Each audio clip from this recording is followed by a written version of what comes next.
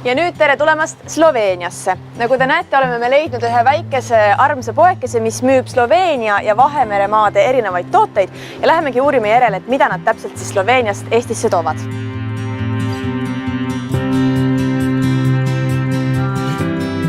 Meie valikus on väga suur hulk erinevaid väga häid tooteid, alates toiduõlidest lõpetades ihuhooldusega. Sloveenia kõige kuulsam ja vanem kaubamärk on Radenska mineraalvesi, mis on väga rikkalik mineraalainete poolest. Tema kooslus on täpselt sobiv inimorganismile ja ta sisaldab magneesiumi, kaltsiumi, kaaliumi, räni ja naatriumi. Lisaks on Radenska mineraalvesi loodusliku mulliga. Meil on mitu edasimüüjat, Tallinna Kaubamaja, Freshco, E-Drinks ja samuti saab ka meie juurest kaupa osta. See vesi hakkas mind ikka väga huvitama, et mida kõike siis selle veega peale joomise veel teha saab? Peale selle, et sellega saab väga hästi näonahka puhastada, saab temaga ka teha veinijooki ehk siis pitserit, mida siis lahjendatakse valge veiniga.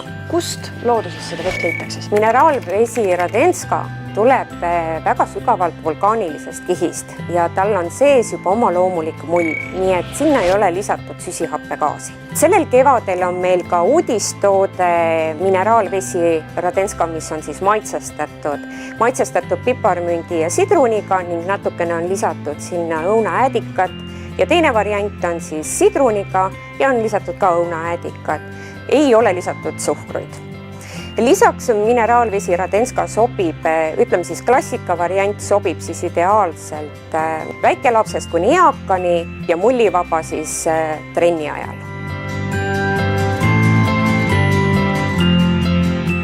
Nüüd ma proovin ise ka seda Radenska vett, mis tuleb Sloveeniast ja kuhu ei ole lisatud mulle.